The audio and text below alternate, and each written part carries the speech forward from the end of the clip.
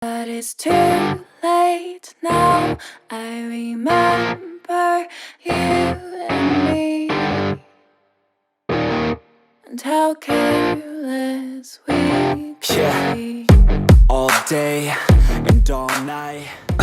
Cerberus is going towards Death Road to pick up cars to drive towards Milta, it looks like. Traditionally, that's where most of the teams go to sort of get that Eastern transition cars, and we see a lot of people get killed there.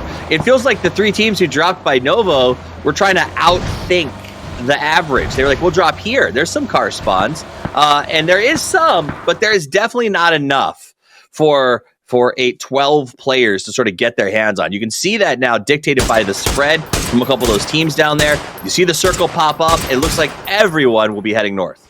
Yeah, it is kind of, typically you only see maybe one team go to Novo, and oftentimes it's just completely abandoned in lobbies because of how difficult it is to rotate in and out of, how easy it is to gatekeep teams that come in and out of Novo, even if it goes military base sometimes.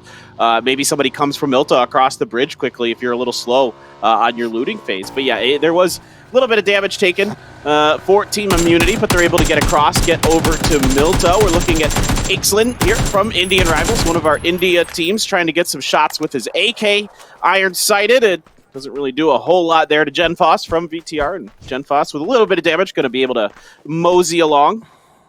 Never hurts to shoot. I am curious to see with this circle if any of the teams, because we had 4 of them drop on military, goes the old school Luminosity route, grabs a boat in Novo and drives all the way to Severny instead of going across the cluster. That is going to be a lot of chaos sort of on Potato Hill, Razak, probably even Yas in a little while. Is that a feasible rotation? Sure. Yeah, I think you can. I think you could probably get away with it. No, I think you can.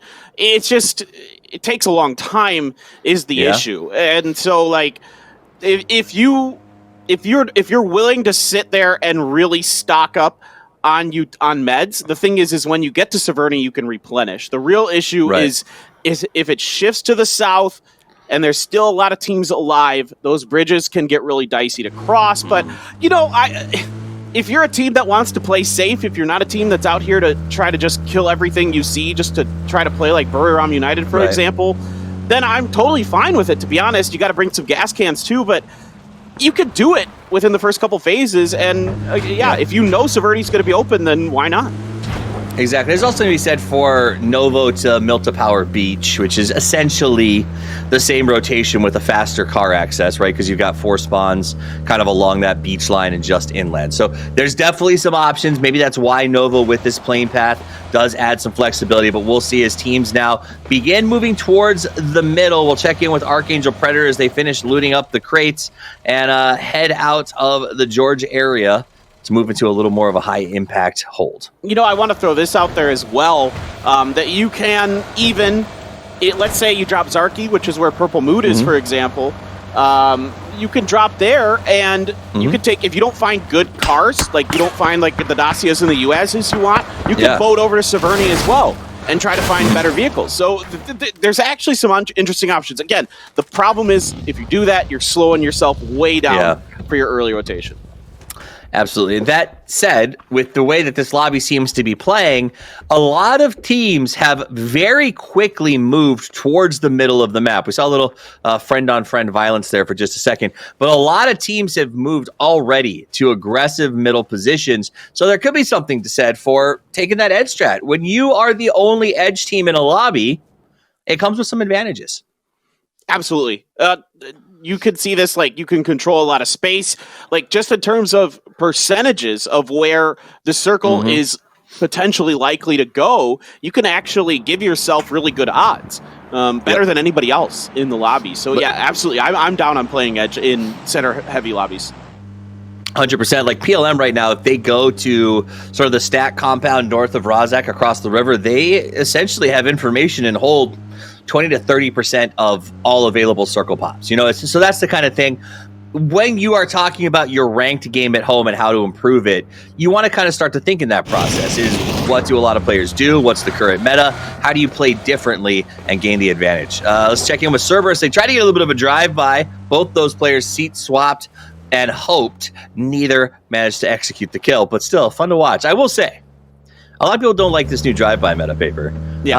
I find it highly entertaining. I do too. I think it made some interesting changes in kind of the thought process of how to attack positions that aren't compounds, and that I typically you're thinking about dips or tops of mountains or things like that.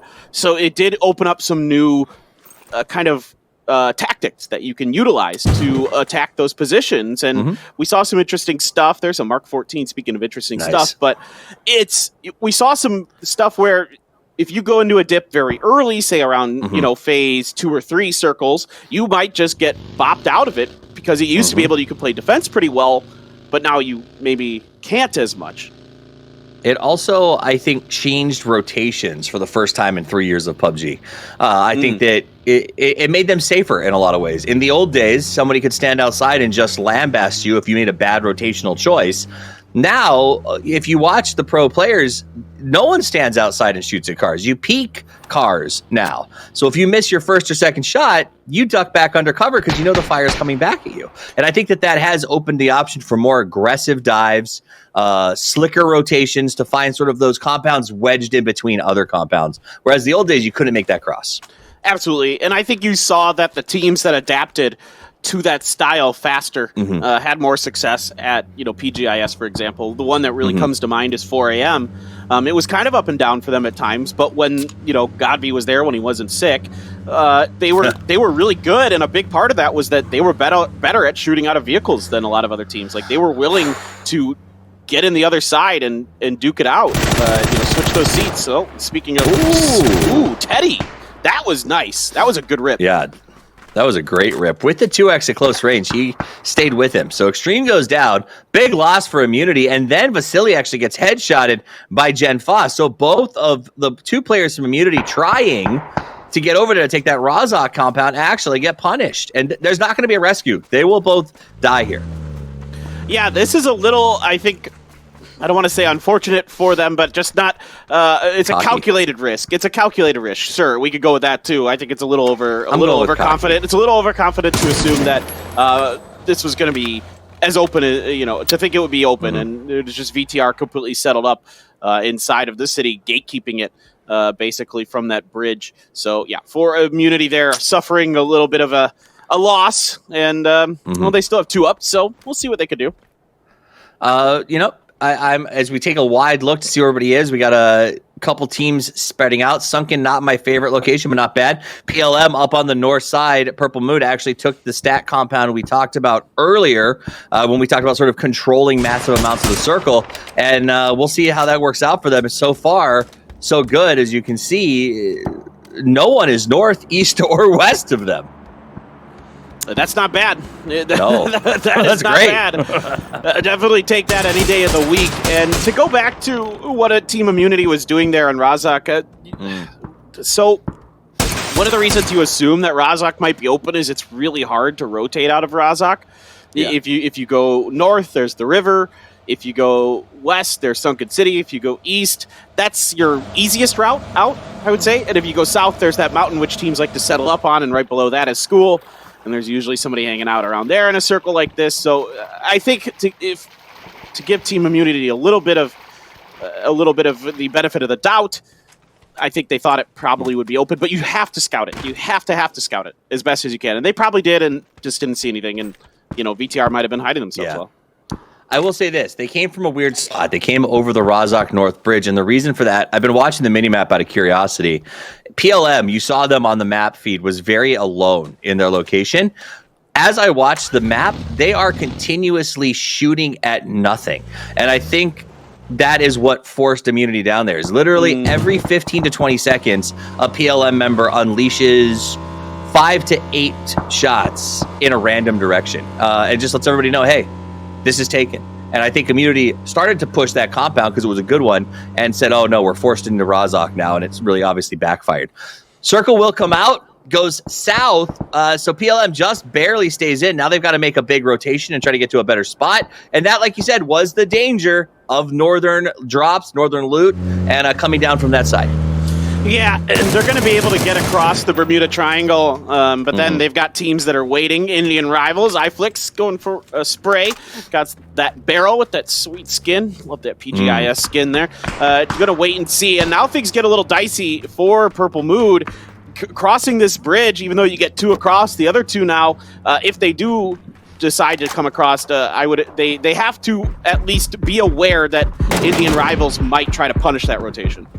Now, the circle's getting relatively small for the fact that there are 62 players still alive. So I expect some things to get a little bit rough right now. A lot of teams seem very content with allowing other teams to share space with them. And that's going to fall apart very, very quickly as this circle starts to close. So we'll jump over to Archangel Predator as Nan gets into the building and does get a little bit of a pre-fire. He saw a vehicle going by in the distance and thought, why not take a shot? You miss 100% of what you don't take, right? Yeah, you got a few extra bullets. Why not go for it? Why not? Right? That's the whole thing. A lot of times, people are pretty much going to know where you are. That they're going to assume their team's settled up in certain spots. So there's nothing to lose from taking some shots. See if you get lucky. Maybe you catch a tire or something even, and spin them out. Hansy looking in towards Cerberus. To the southeast, Cerberus has moved over to Pachinki from their easterly position relatively quickly. They got the north side of Pachinki, which is pretty nice. You can get up into the church and the other things, see a lot of what's going on around you to the north.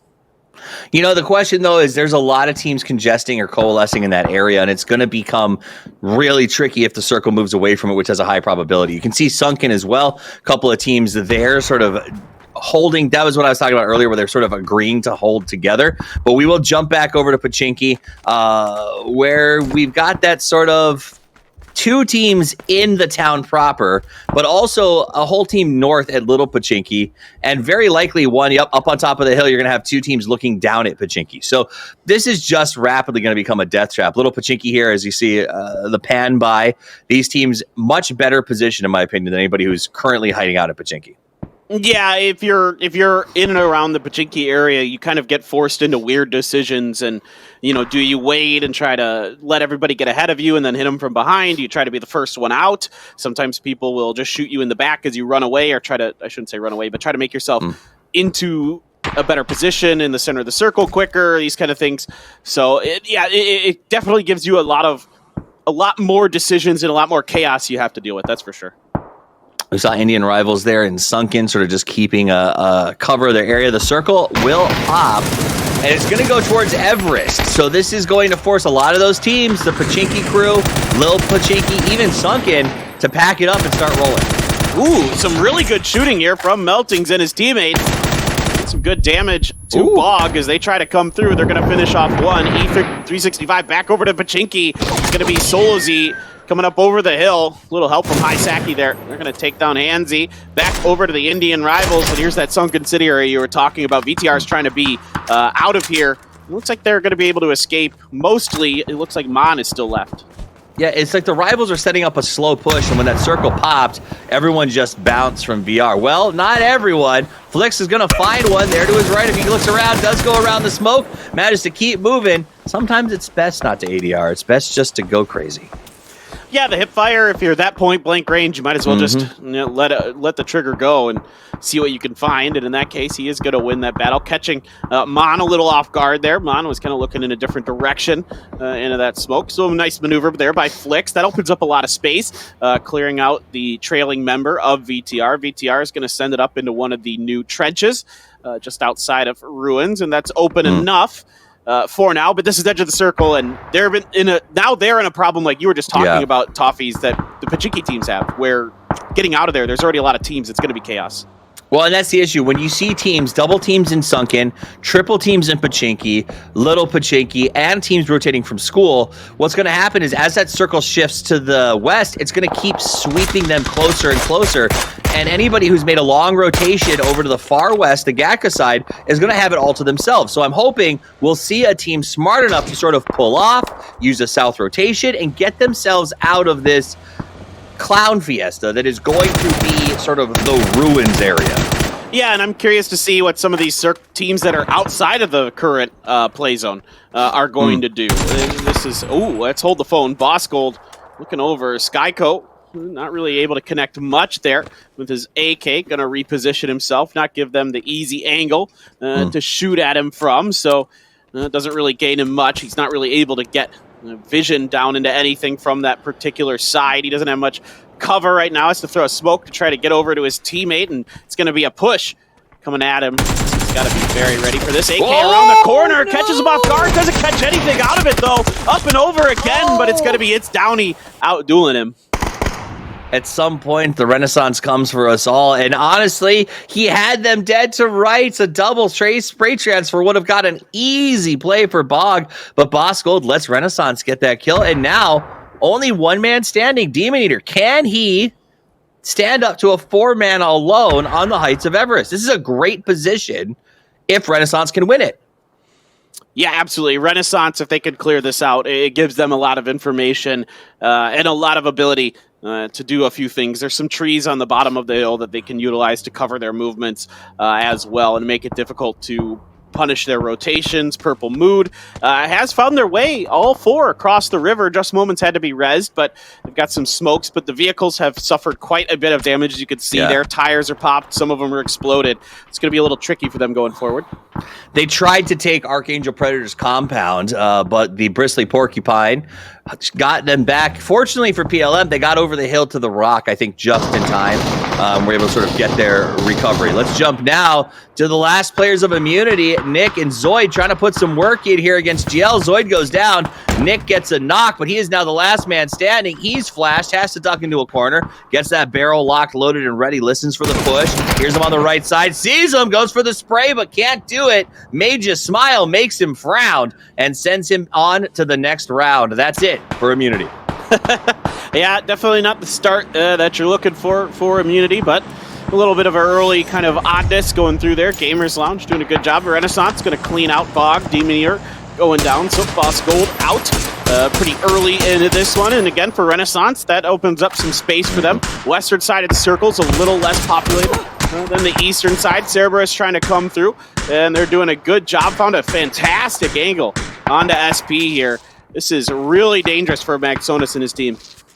Yeah, Sharper White is in a really tough spot. I mean, that's what happens in these circles. People coming out of the ruins, not a lot of real estate left, and here comes the nade rain. You see TEG just dropping tons of them down there, and all of them missed. Very, very fortunate. That's not what you see. You don't see that every day.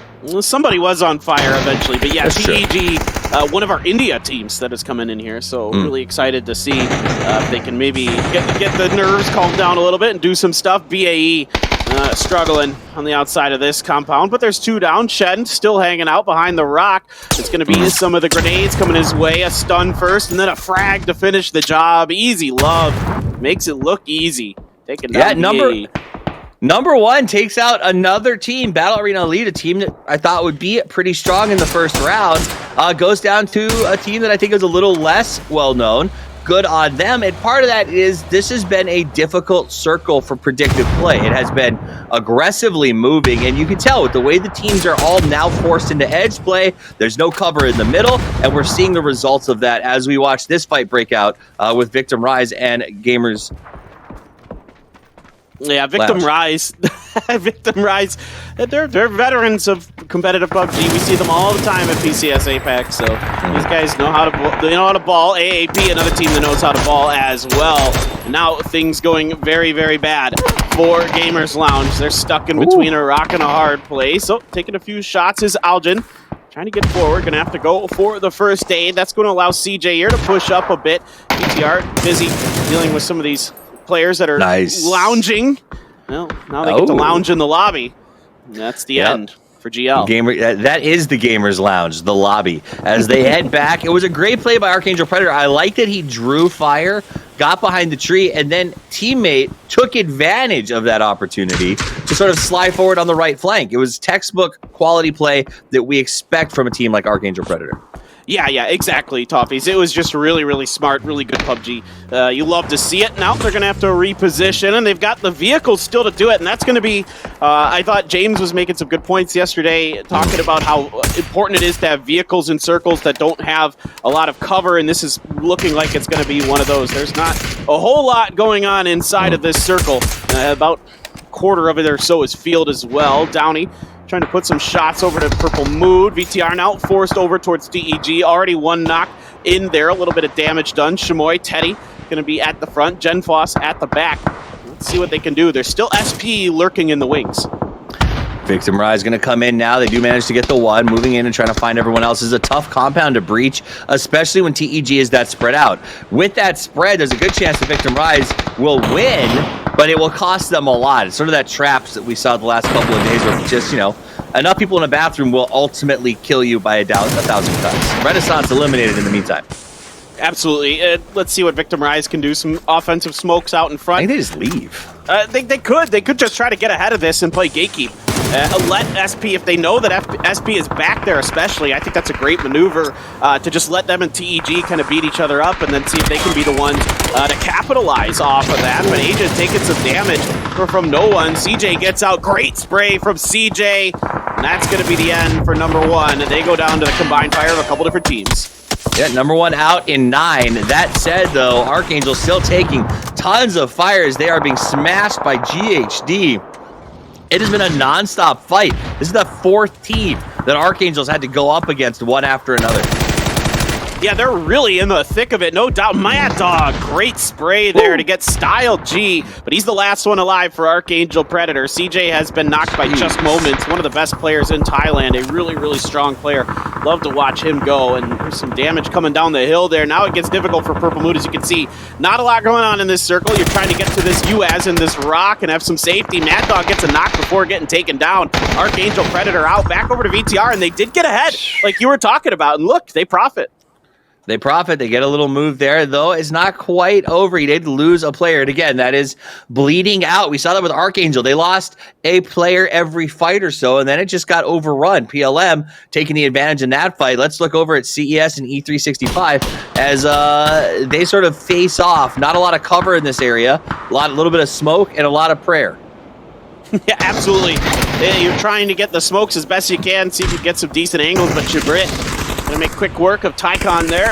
Jexy gonna get Soul Aziz, so just waiting around the corner here. Chabrit just trying to buy some time. Circle's gonna force the issue relatively quickly here, but we're already down to 4 teams in phase 6. That's a good molly on the backside, but it just misses. But he knows it's gonna force him out, and Chabrit waiting with open arms for Subban. Chabrit playing out of his mind. He does finally go down, leaving only Jexy from E365 to try to make the play, but he's only up against one player from CES. These two teams have been absolutely dismantling each other. Ultimately, neither of them are going to come out ahead on this one.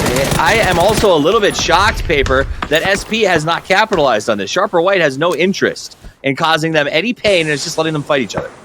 Yeah, Sharper White playing very passive, particularly for a Thailand team, and there's GameHome finding good grenades, going to finish off Jexy. They're going to be the ones to reap the rewards of this fight as they push forward, still 4 up. They've been relatively passive on the southwest side of the circle, and like we were talking about earlier, it was pretty unpopulated, so they were able to come through with 4 up against the 3 here. 4 Sharper White with these last 2 teams, but for VTR and teams like E365, pretty good kill rounds with some placement points in there as well. And still a lot of space to maneuver, but again, a lot of open terrain inside of this as well.